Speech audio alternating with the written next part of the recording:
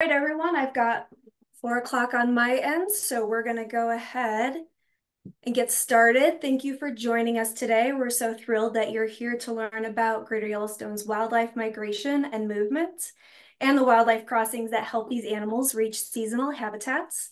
My name is Emmy Reed, and I work in the Marketing and Communications Department here at the Greater Yellowstone Coalition. Before we get started, I just want to run through a few housekeeping notes. Please ensure that your Zoom is on mute to minimize any outside noise during the presentation. At the end of the presentation, there will be an opportunity to ask our presenter questions. You may submit any questions in the Zoom chat box, and I will act as moderator and ask those questions out loud. Please include your name because if for some reason we don't get to your question, if we run out of time before the end of the webinar, we will send you a follow-up email answering your question. We're also using a feature in Zoom where anything typed in the chat box and sent is only visible to myself and my co-host, so don't worry if you don't see any questions popping up. And then please keep all questions kind and focused on the material from the presentation today. So this webinar will be recorded so that we can share it with our supporters who were unable to make it today. And then that link will also be sent to you via email tomorrow. So thank you for your patience. I'd now like to introduce our presenter, Jared Baecker. Jared is GYC's Wyoming Conservation Coordinator and is based out of Jackson, Wyoming.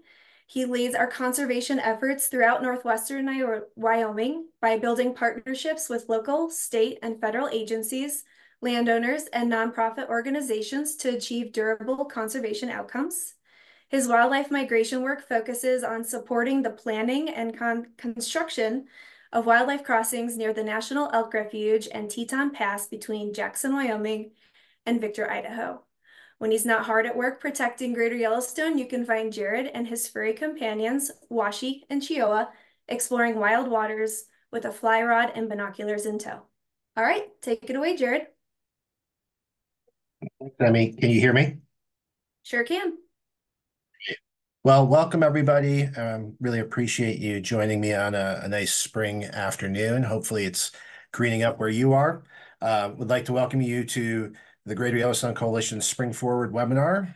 Today, I'm going to be presenting on wildlife crossings and migrations, primarily here in Wyoming. I'd like to start first by sending a huge thank you to Emmy for supporting the development of this webinar and for helping curate the questions to be asked at the conclusion of today's slides. And as Emmy said, if there are questions that are unanswered in our Q&A, please feel free to reach out to me and my colleagues. We're happy to communicate about the work we're doing. So thanks for being here, and let's get rolling. As Emmy said, I'm Jared Baecker. I'm our Wyoming Conservation Coordinator, and I'm based here in GYC's Jackson, Wyoming office. However, I have the privilege to work with our 9 team members in Wyoming scattered in our 4 Wyoming offices, and I also have the good privilege to work with our team in East Idaho in the Teton Valley area, and also our teammates up in Bozeman. Our offices here in Wyoming are located in Cody, Fort Washakie, Lander, and Jackson. And my primary role is to coordinate our team in Wyoming to provide shared learning opportunities, just like today is a learning opportunity for many of you. I will learn from questions that are presented today. I'm here to support our relationships with partners that are countless out there, many agencies and landowners. I also get to spend time on the road meeting with elected representatives and policymakers from Cheyenne to Jackson, thus the photo of me in front of the Wyoming Capitol from this past legislative session. But don't be fooled by the tie in that last picture. This is more my usual attire. This is me in the flesh, doing what I love to do, both personally and professionally. I sure do like the formalities of being in the State House, but I really love the wonderful wildlands that we have here in the GYC or GYE. I've come to GYC with an education and practical field research experience in wildlife biology, and most recently have served as the executive director of the Snake River Fund here in Jackson. But my passion, as I just said a minute ago, is to spend as much time out exploring wild places and rivers with my binoculars, my pups, and the loved ones that I choose to be around. Here's the Greater Yellowstone ecosystem. For many of you, you're intimately familiar with this place. You live here, you visit here, you've traveled around it, you know it like the back of your hand. For others, it's an incredibly complex landscape. And I promise today's slides are not going to be filled with words, but the reason for this is that the GYE is an amazing landscape. It covers over 22 million acres of public, private, and tribal lands. It's a complicated landscape. Even with the core of the ecosystem conserved under the national park system and the multiple use mandates of the 5 national forests surrounding the parks, it's not completely wild and nor is it completely free. The peripheral edges of the ecosystem are a complex matrix of private lands that are bisected by roads and development. And often these low elevation private and public lands are the key to wildlife's winter survival. So it's safe to say that managing wildlife is going to be pretty complicated too. When you look at this slide and you see 3 states, numerous tribes, national parks, wildlife refuges, national forests, BLM field offices, jurisdiction from state fish and game agencies, and then all of the private interests, it's going to be hard to do the right thing all the time. So the ecosystem is vast, and the wildlife populations that depend upon the habitat also cover vast expanses. Today, we're going to focus largely on big game, or the hoofed mammals of the GYE. Those include pronghorn, mule deer, elk, moose, bighorn sheep, and bison. Today's discussion will focus on migrants. However, each species has animals that may be residents that stay in a general location year-round, and some are nomads. Their movement patterns are less predictable. But migrations occur for many species. It's not just mammals. Wildlife crossing structures can benefit aquatic organisms, small mammals, amphibians, carnivores, threatened and endangered species, and can really benefit humans as well. Research conducted here in Wyoming has documented that mammals who undertake long-distance migrations, those being greater than just a handful of miles, generally store greater fat reserves and produce more viable offspring than their counterparts who reside in a location year-round. It's a cost-benefit analysis that the animals have to make. Do they stay local and conserve energy, but potentially have lower quality nutrition? Or do they move big distances and find superior food while allowing the animal to build fat reserves to utilize during the winter months when lean times are present? All these animals likely pass on the knowledge of these migration routes to their young through experience. Some probably find it on their own, but experience is really key to this. If we just discuss life strategies at a high level here, there's a couple of ways that animals can survive. And survival is hard in the GYE. It requires unique adaptations to the environment and to finding available food. So resistance is one strategy where animals endure the seasonal fluctuations in weather and food availability. In this top example, the red fox has a pelt that insulates the animal from extreme cold, while it continues to live its life and pursue subnivean foods, things like mice and voles, or potentially scavenging available foods from carcasses during the winter. On the other hand, dormancy is a technique that's used. It usually includes a state of lowering the body's temperature, lowering heart rate, and therefore conserving energy expenditures. In the GYE, the classic case of dormancy is often highlighted as hibernation for black bears and grizzly bears. In this particular case, let's give a little credit to the unsung hero of the ecosystem, the Uinta ground squirrel. Tonight, we're going to talk about migration. It's the life strategy that is shared by most large-hoofed mammals in the ecosystem. Migration is a strategy to move when food becomes scarce. Scarcity or hunger is another way to think about it, will drive animals to move to locations with more abundant or accessible food. The cost of migrating or moving to a location where available food is less than resisting or enduring the winter's cold temperatures and deepening snowpack. Simply, migration is a strategy that allows wildlife to maximize their reproductive success. It's all about conserving the energy to raise one's young and pass on its genes.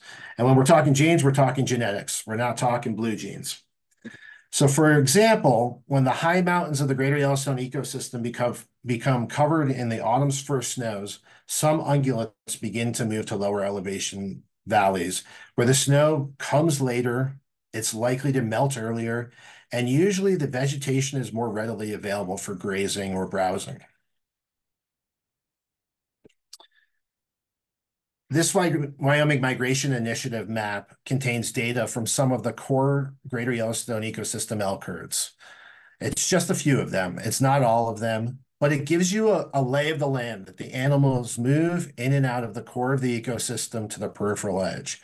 If we overlaid all of the radio collar data from the studied mule deer, moose, pronghorn, bighorn sheep, elk, and the ecosystem, most of the habitat depicted in this map would be utilized with varying levels of intensity. And as I mentioned, this map contains just a sample of the line data of individual animals. It's an image to give you a perspective of the landscape. One way I like to think about it is thinking of the landscape breathing or pulsating with wildlife.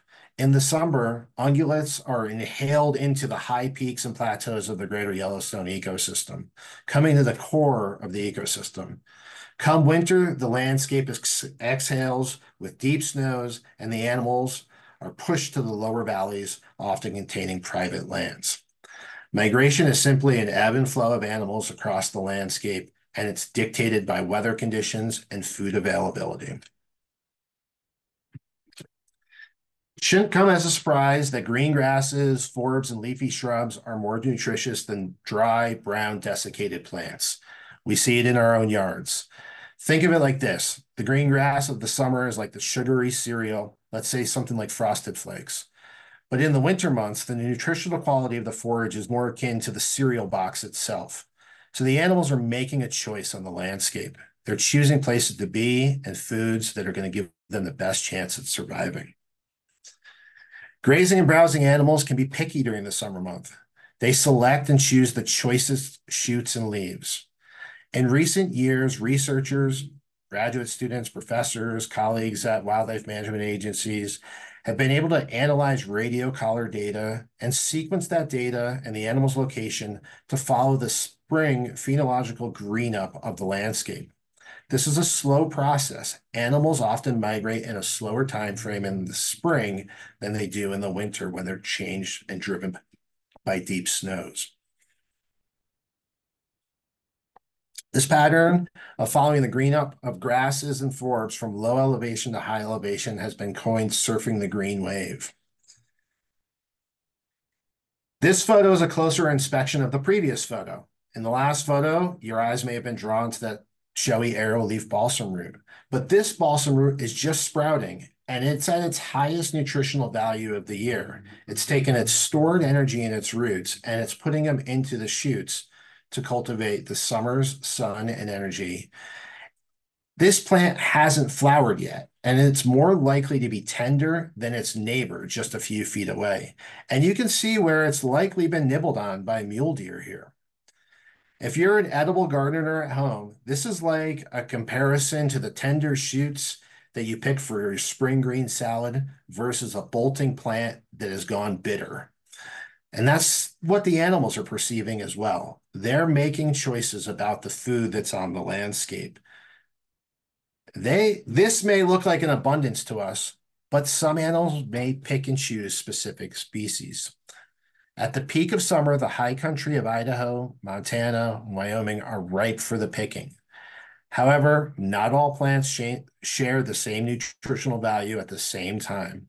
So each ungulate species learns through shared knowledge and through trial and error to find the habitats and the species that can help them pack on the pounds. The more fat and body mass an animal can generate during the summer months, the more likely that animal is to survive the hardships of winter to come and pass on its genetic material to the next generation. Here's a classic example. Each spring, the miracle of the next generation hits the landscape. This is all timed for when food is the most abundant. In this image, a pronghorn doe is witnessed with her fawn near the confluence of the Lamar and Yellowstone rivers in Yellowstone National Park. This area may not be considered high country by most of us, but for a pronghorn who has wintered in the Gardner Basin, the Lamar Valley, many miles away, is a lush landscape. Lush green grasses provide for life for young to grow quickly. Adult females quickly turn that forage into milk, and the little ones begin to graze immediately. The months of May and June, just around the corner from now, July and August, quickly come and go, and wet spring days with lush green meadows begin to dry out. All too quickly, the angle of the sun shifts and the days start to draw shorter. What was a bounty in June and July can quickly change. Often the high country receives its first wisps of snow in early September, and a shift is in the air. The young of the year must forage intensely to make it through the fall migration and the upcoming winter that they haven't experienced. As the fall equinox approaches, the breeding season for most ungulates kicks off and gets into high gear. The males often expend energy focusing on females, gathering harems, defending their effort to pass on their genes into the next generation. And before we know it, summer is gone, autumn is past, and the harsh realities of winter are back upon these animals. Winter can come with a vengeance in the GYE. Any of us that live here, those that have visited in the winter months know this is a harsh, harsh landscape. It's amazing, but every year is different. For these animals, it's unknown. How deep will the snow get? Will winter come in fast? Will it stay for a long time? Will temperatures dip well below freezing for extended periods of time? It's anyone's guess. But what we know for certain is some will survive and others won't. If the weather patterns, food availability, competition for resources, and predation weren't hard enough, wildlife must contend with the additive pressures here in the GYE and elsewhere that humans put on the landscape. We are a factor. We play a role in how this all proceeds into the future. We build roads. We live in subdivisions. We fragment the habitat. We build fences. There's a lot of us. There's more of us coming. There's pets that are out there that can be a nuisance. It goes on and on. So when we think about the GYE, places like Bozeman, Montana, Jackson, Wyoming, Teton Valley, Idaho, the Absaroka Front, they're all changing. The Greater Yellowstone region, its human population is booming. Let's just look at the last couple of years.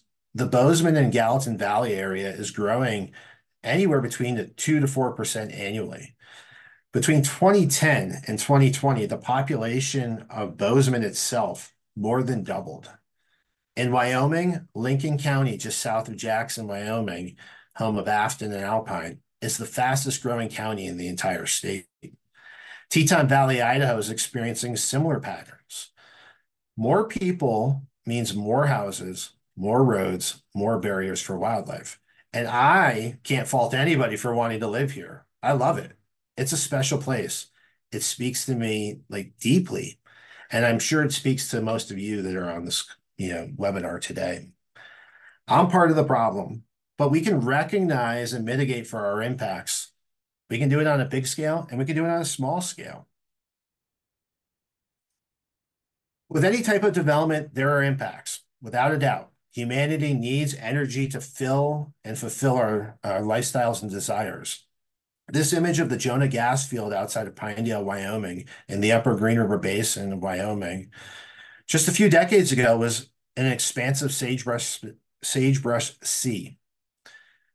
It's fragmented today. It's fragmented by roads, drill rigs, pipelines, things that supply the energy that we demand.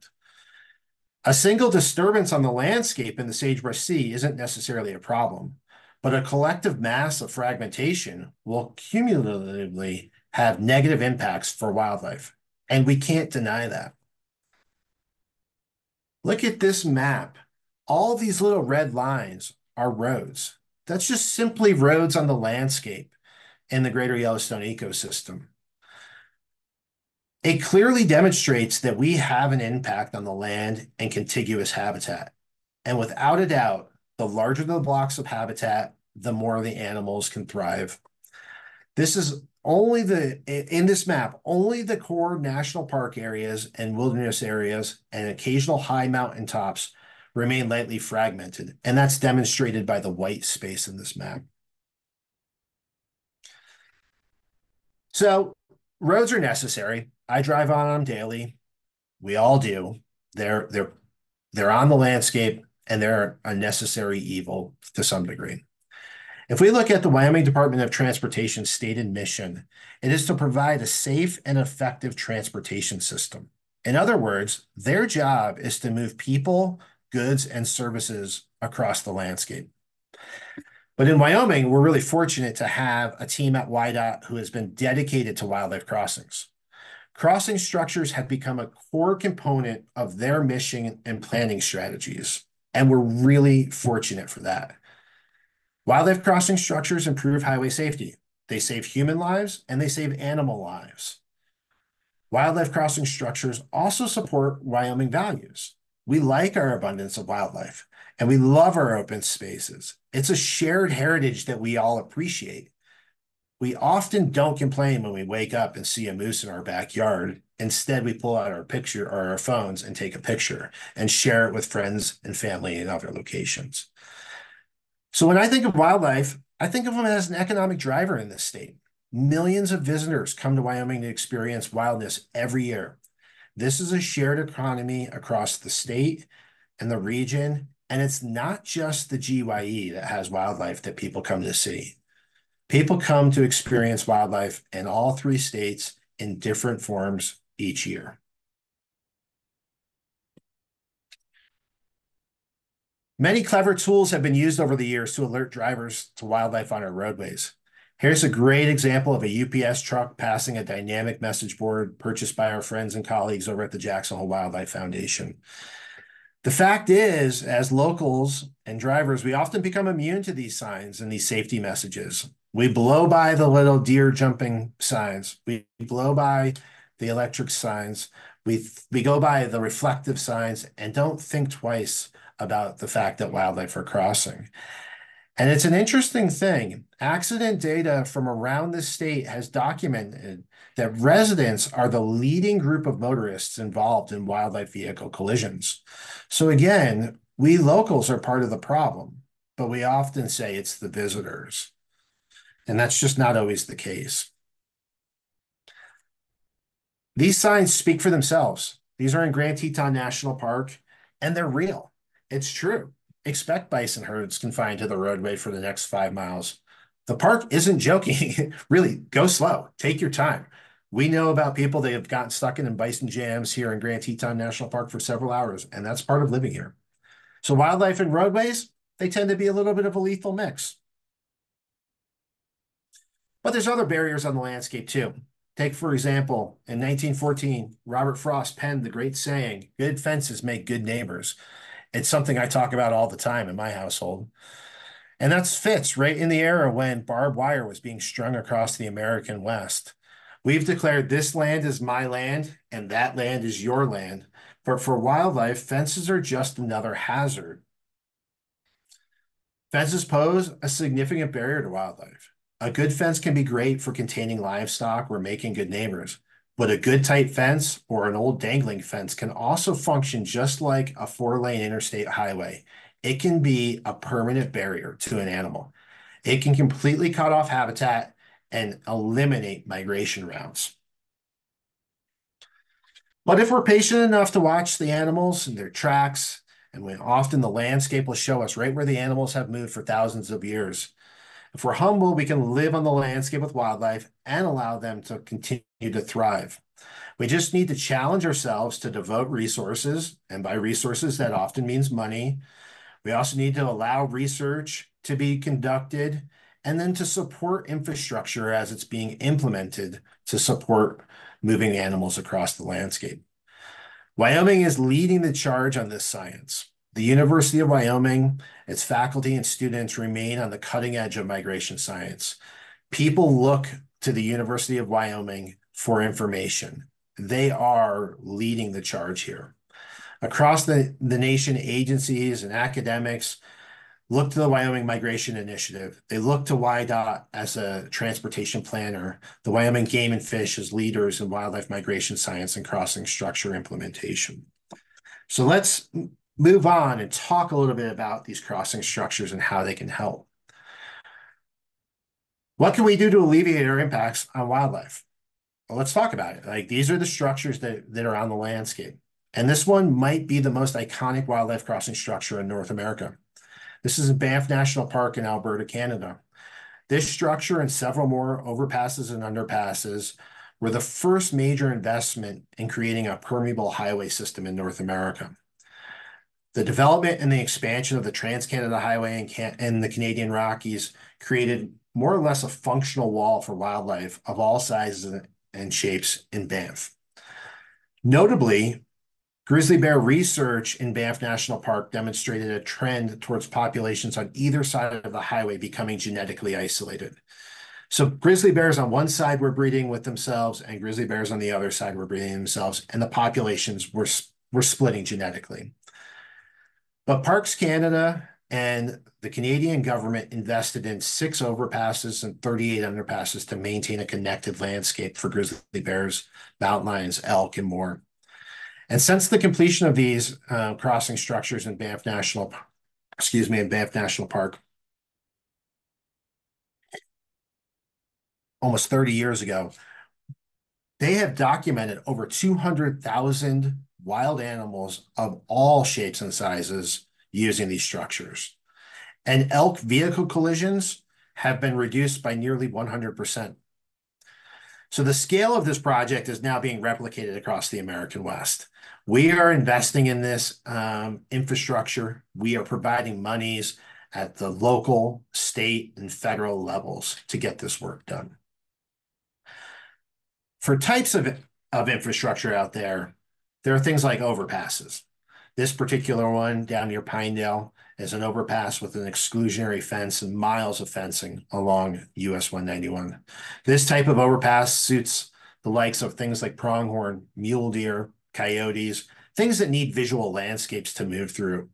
It's wide open and lots of visibility.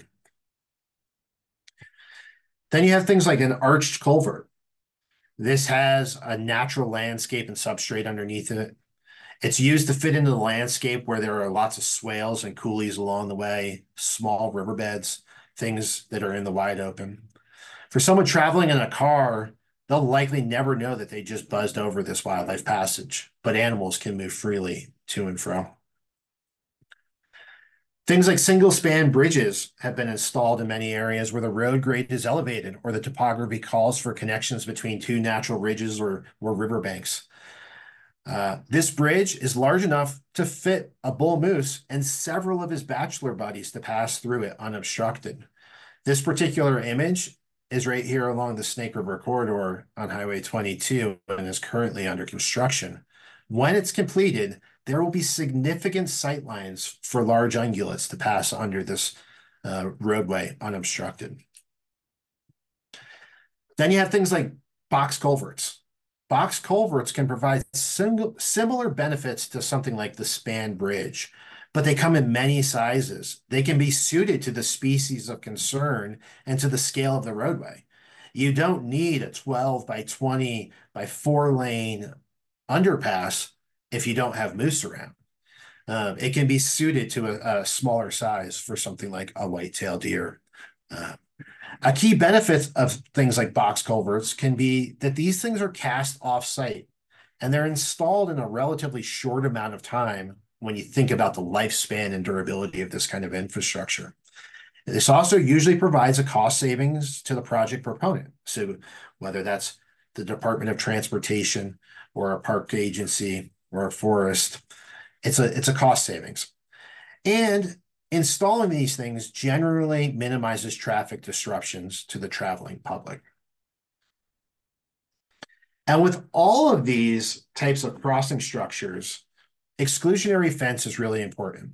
For wildlife crossing structures to be the most effective, the over and underpasses need to utilize the fencing to funnel animals to the crossing, or else they become a barrier themselves. So they're often designed to move animals towards these goals. But as we all know, and probably many of us have experienced at some point, wildlife find the holes in the fence or they find the end of the line. And if animals get in the highway right of way, this can be extremely dangerous to the traveling public, likely lethal to the animals. And so these jump outs are created. If you traveled around Jackson, Wyoming, along the National Elk Refuge, you will have seen these for years. Recently, you'll see these along South Highway 89. You'll see them down near Pinedale. They're a great method for getting animals up and out of the right of way back into open space. So wildlife crossing structures and fencing have proven to be effective. In Wyoming, roads with crossing structures have reduced wildlife vehicle collisions by anywhere between 75 to 95%. That's incredible, and we should be proud of that. But there's lots of work to be done. In 2017, the state of Wyoming, many state agencies, NGOs came together to develop and coordinate a plan to address wildlife vehicle collisions through the Wyoming Wildlife and Roadways Initiative. The top 40 wildlife vehicle collision hotspots across the state were identified. Strategies to reduce collisions were developed, and lots of projects are big in scope and cost, but others are smaller, cheaper, and likely more practical on a local level to build. So the next few slides are about projects that are either on the ground or in the planning phase. Here we have US 191, the Trappers Point project. It isn't Wyoming's first crossing project. Likely our first crossing project was a cattle culvert to move cows from one side to another. But the first formal projects were larger in scale. This probably isn't our first, but it's probably the marquee project to date in Wyoming. This project focused on a high wildlife vehicle collision rate on the sublet pronghorn and mule deer herds residing near Pinedale, Wyoming. The population boom associated with the Pinedale anticline and Jonah gas field production projects spurred the need to protect the path of the pronghorn.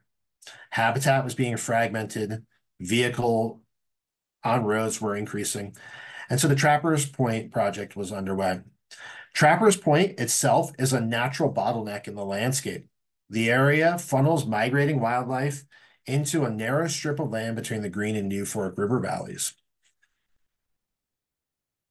Just north of Trappers Point, a portion of the sublet pronghorn migrates through the upper Green River Valley, over the Gros Ventre Mountains, and down into Jackson Hole and Grand Teton National Park.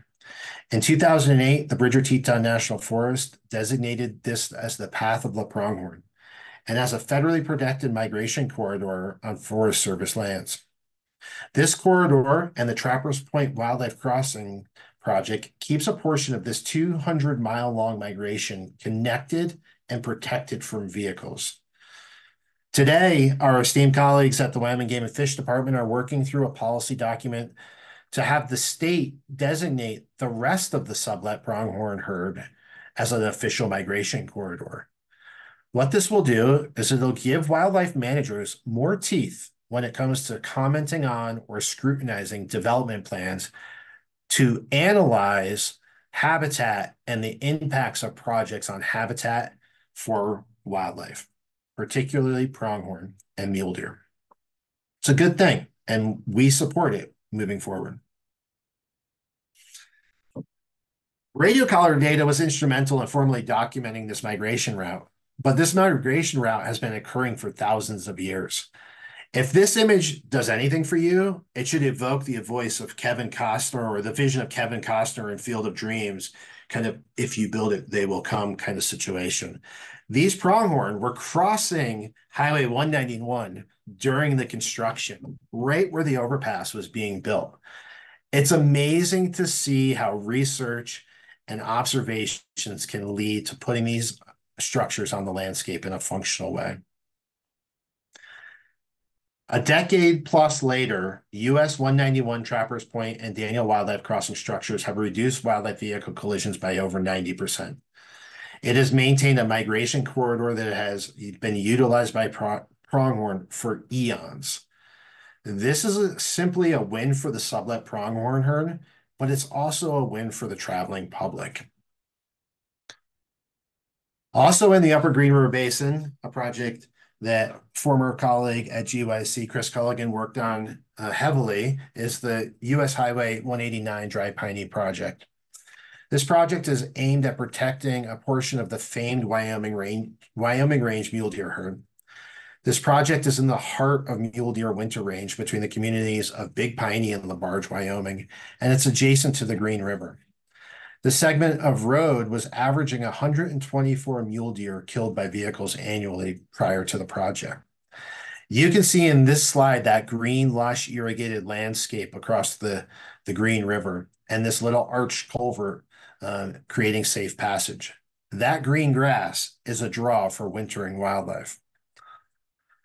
Again, radio collar data supported by us and researchers at the University of Wyoming were used to identify the precise and most practical locations for 9 underpasses. All that orange line is just line data of the Wyoming range mule deer herd. Excuse me, a segment wintering near LaBarge, Wyoming, another segment wintering south of Kemmerer, Wyoming. The Dry Piney project covers 19 miles of US Highway 189. The project includes 9 underpasses and 33 miles of exclusionary fencing, keeping animals off the roadway, funneling them through the underpasses to available habitat. This project cost approximately $17 million, which is no small amount, and it was completed last fall. Each year, these projects are getting more and more expensive, as everything in our lives are. Moving more locally to where I live, I live in Wilson, Wyoming. This is the Wyoming 22-390 or Village Road interchange and the Snake River Bridge project. This project consists of 6 wildlife crossing structures to assist primarily moose and elk movement in Wyoming's busiest roadway corridor. The thin ribbon of riparian habitat along the Snake River corridor provides vital habitat for moose and elk. It also hosts some of the highest real estate values in the United States. You add in that this is Wyoming's busiest road, Highway 22. It has traffic counts exceeding 27,000 vehicle trips per day in the summer. To give you a little bit of perspective, in recent news, when the Francis Scott Key Bridge in Baltimore fell, that road was supporting about 35,000 vehicle trips per day. So this is a really important commuter route in Western Wyoming. This is basically the link between Teton County, Idaho, and Jackson, Wyoming. Also in this spaghetti of animals moving, that's what those little lines are, the spaghetti plate of animals moving across this corridor. It's bustling with recreation and other amenities. You have a parking lot for Jackson Hole Mountain Resort, a boat ramp, a community park, a pathway network. So a lot is going on in a little space. And these 6 crossings will facilitate animals moving through this landscape more efficiently. Looking at the project, this is some early schematics of the Highway 22-390 interchange. This project contains every type of crossing structure that we showed before, except an overpass. These are all below grade structures, and it's pretty amazing to see. They start on the east side of the Snake River, to the west side of the Snake River, all the way through the interchange of Highway 22 and 390. The box culvert in this size, or in this slide, is sized to fit a bull moose. It's 12 by 20, and it's 4+ lanes wide. The floor is dirt, which will prevent hooves from slipping during winter months. The Highway 22-390 corridors have the highest rates of moose vehicle collisions in the state. Addressing wildlife crossings in an area of dense riparian vegetation, neighborhoods, and high volume traffic is really tricky. It's much harder than doing it in a wide open landscape out in the desert. And one thing to be really proud of in this community is that Teton County residents overwhelmingly supported this project by passing a ballot measure that contributed locally raised tax dollars to support this project. That's a really cool thing, and that doesn't happen everywhere. It's not only big game that we're dealing with in crossings. Crossings aren't just for creatures with hooves. It's important to remember that pedestrian pathways, cattle crossings, appropriately sized drainage culverts can provide passage for a variety of species. In this case, it was a muddy black bear while walking my dogs that crossed Highway 22. Moving on, US 89 along the National Elk Refuge. Remember, the National Elk Refuge was established as a wintering range as development occurred in Jackson Hole in 1912. Since that time, the old Yellowstone Highway was realigned and became US 89. And it's the primary route from the town of Jackson to Grand Teton and Yellowstone National Parks. There's been a fence maintained along the National Elk Refuge for over 50 years, and we've become accustomed to it. Seasonally, elk, mule deer, and moose frequent this roadway. And currently, Teton County Public Works, in coordination with the Wyoming Department of Transportation, Wyoming Game and Fish, and the National Elk Refuge, are in the process of designing and developing crossing structures to make this landscape more permeable and safer for motorists. In the future, both sides of Highway 89 will have exclusionary fencing, not just one side. New wildlife underpasses and overpasses and fencing will make the roadway safer for humans and allow direct and less stressful passage for elk moving onto the refuge, and in the future, potentially elk moving off of the refuge.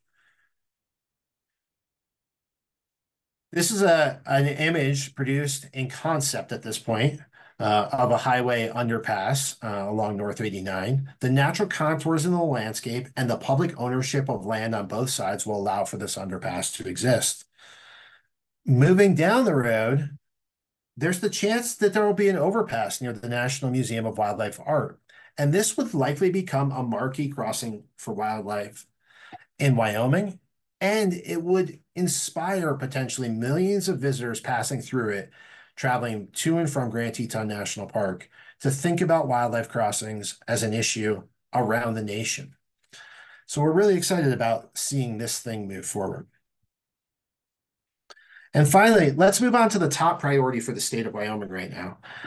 The state's top wildlife crossing priority project is US 26287. This is running from the Wind River Indian Reservation through the town of DuBois and up and over Togety Pass. It's currently on the docket, and after years of study and design, we're ready to address this roadway. 74% of accidents around the town of DuBois involve a wildlife vehicle collision.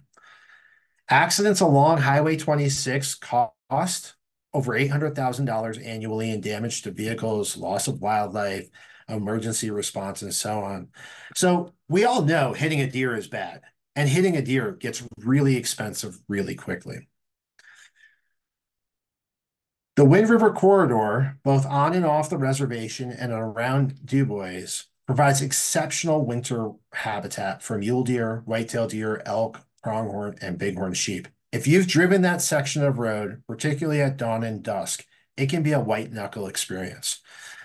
And the recent research conducted by the Wind River Fish and Game and the Wyoming Migration Initiative have documented that numerous herds are traveling back and forth from the Wind River to Grand Teton National Park areas. And so this is interconnecting communities and economies across the state, across the Continental Divide, which is amazing to see. So we're going to kind of start wrapping up the slideshow here, but I'm going to play, instead of me talking, I'm going to play a depiction and a little bit more information about this US Highway 26 project. So fingers crossed, hopefully this works. And here we go.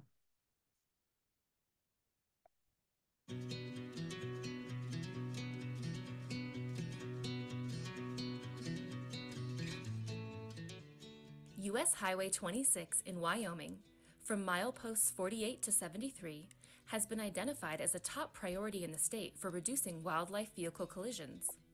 This 25-mile stretch of highway, roughly centered on DuBois, is in the heart of mule deer winter range.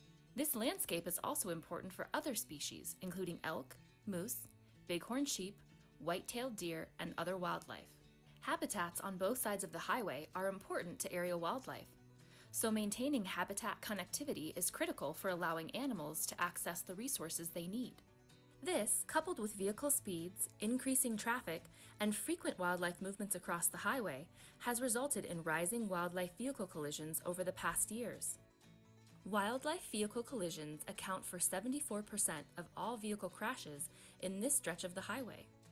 The cost of these collisions is estimated at nearly $800,000 each year. This cost includes property damage, accident response and cleanup costs, and the value of the wildlife themselves. To address this issue, The Wyoming Department of Transportation and Wyoming Game and Fish have completed a mitigation assessment that includes recommended strategies to significantly reduce wildlife vehicle collisions. The plan splits the project area into 8 segments, each with their own collision reduction strategies. While these strategies vary by segment, many of them fall into the following categories: right-of-way fencing improvements to reduce roadside barriers to wildlife movements across roads and prevent animals from becoming trapped on a roadway. Vegetation improvements, such as clearing pathways under existing bridges and reducing vegetation that makes it difficult for drivers to see wildlife.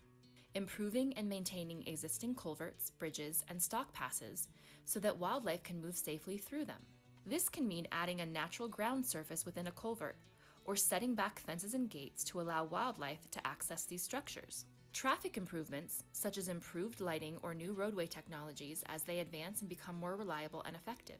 Building dedicated wildlife crossings with high wildlife fencing to guide animals to safe passages under or over the roadway in critical locations. The highest priority segment in the project area is Segment 6, which is east of DuBois and runs roughly from Longhorn Ranch to the Military Vehicles Museum. This segment had the second highest average rate of wildlife vehicle collisions, and it includes the milepost location with the highest single rate of collisions across the entire project. The recommended strategy for this segment is a comprehensive wildlife collision mitigation system consisting of building new wildlife crossings connected with wildlife exclusion fencing.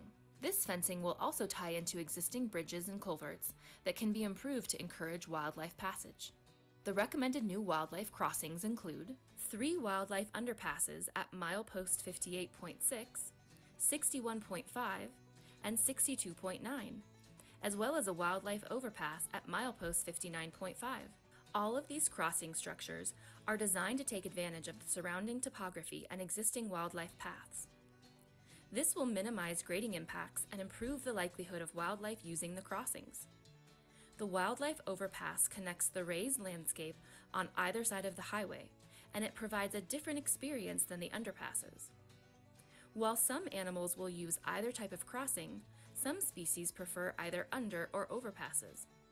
These 4 wildlife crossings, combined with wildlife fencing improvements and improvements to existing bridges and culverts for wildlife passage, form a complete system for reducing wildlife vehicle collisions while providing safe passages for wildlife to connect to habitat and resources on either side of the highway.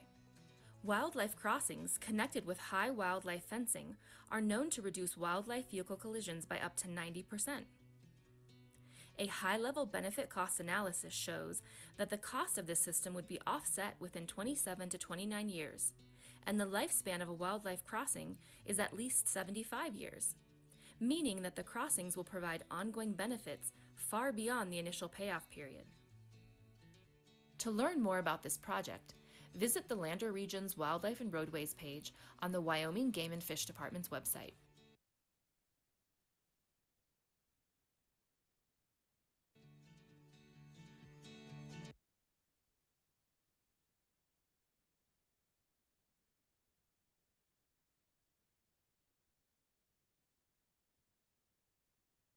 All right, I'm having a hard time advancing my slide here.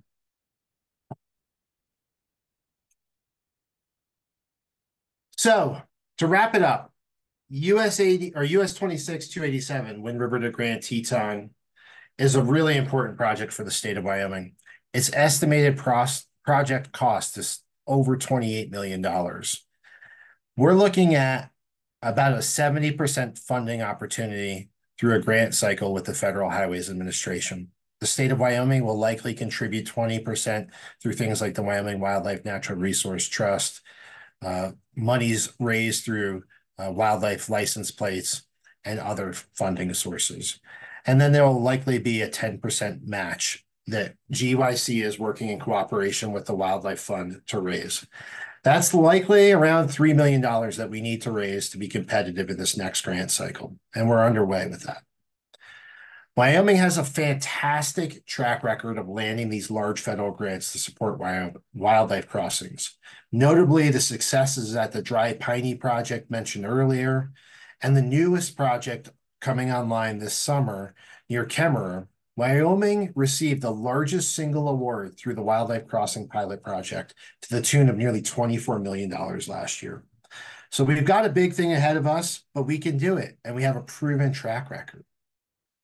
Outside of these projects, my colleagues at GYC are also working on wildlife crossings on Highway 120, and that's focusing on the Carter Mountain pronghorn herd between Meeteetse and Cody. In Montana, we're working on US 89. Oh, sorry. Let me get back because I'm highlighting US 20. In Idaho, in Island Park, we're working on US 20 to support wildlife crossings in the Island Park area to focus on elk, moose, and grizzly bear movement through the Island Park, Idaho area. In Montana, on US 89, north of Yellowstone National Park, we're focused on Yellowstone Safe Passages efforts to focus on numerous wildlife crossings in Montana's Paradise Valley. If you've ever driven out of the Gardner River Basin and through Paradise Valley, you know there's critters on the road. Here in Teton County, Wyoming 22 crosses over Teton Pass and goes into Idaho, onto Idaho 33. This is a moose hotspot. So we're working to activate the community to get Idaho Transportation Department to study and address solutions to mitigate wildlife crossing or wildlife vehicle collisions on this key commuter route. US 191 here in the Hoback area is a critical bighorn sheep and elk winter range. It provides probably the best native winter range left in western Wyoming. Teton County and the Bridger-Teton National Forest are working on this effort. And outside of West Yellowstone, many bison have been killed over the years on US 191. Efforts are underway to provide reasonable solutions to get bison safely across the road to more available winter range. So what does it all mean? It means that more people, more cars, and faster speeds mean a need for more wildlife crossings. And simply, it's proven they work. Wildlife crossings allow animals to persist on the landscape, keep people safe, and keep these historic migrations going. If you're eager to learn more, I would turn you to these references immediately. The Wild Migrations Atlas of Wyoming's Ungulates is amazing. Matt Kaufman and this whole team of biologists put together an amazing resource. It's a coffee table book if you're a science geek like me. If you're looking for more scientific peer-reviewed stuff, the USGS puts out several volumes on wildlife migrations across the western United States. So definitely turn to these resources. And then you can also turn to our team. We've got staff working in every area of the ecosystem of wildlife crossings. And I'm proud of all these guys for digging in and doing the long, hard work that it takes to get these projects off the ground. It takes a long time. It's a long game. And we actually owe a lot of credit to those that were here before us to work on this stuff. Wyoming is now the leader in this stuff. And wildlife crossings are really shining.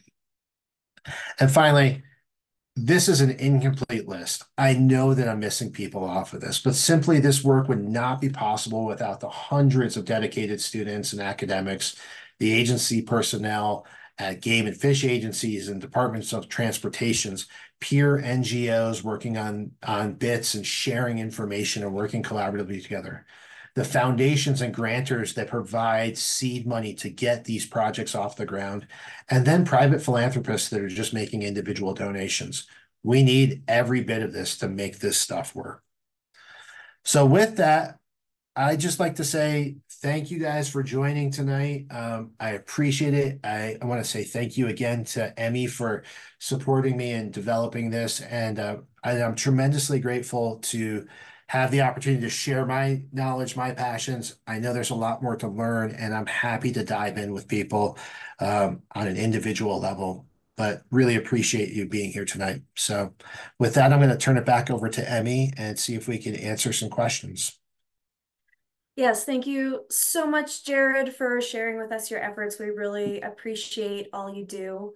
I'd love to hop into some listener questions. We have some folks that have already submitted some. So again, please put them in the chat box. And if you could also put your name, that would be much appreciated, because if we don't get to your question during the webinar, we'd love to still answer it and follow up with you afterwards. But I've got a few that I'll go ahead and get started, and we will answer a few questions until 5 o'clock. I'll try. Sounds good. We have a question. Has anyone approached auto insurers for financial support of wildlife crossings? Yes, it's a great question. It's one that comes up commonly at these public meetings. You would think they would be engaged. So far, the temperature reading approaching them has been pretty minimal.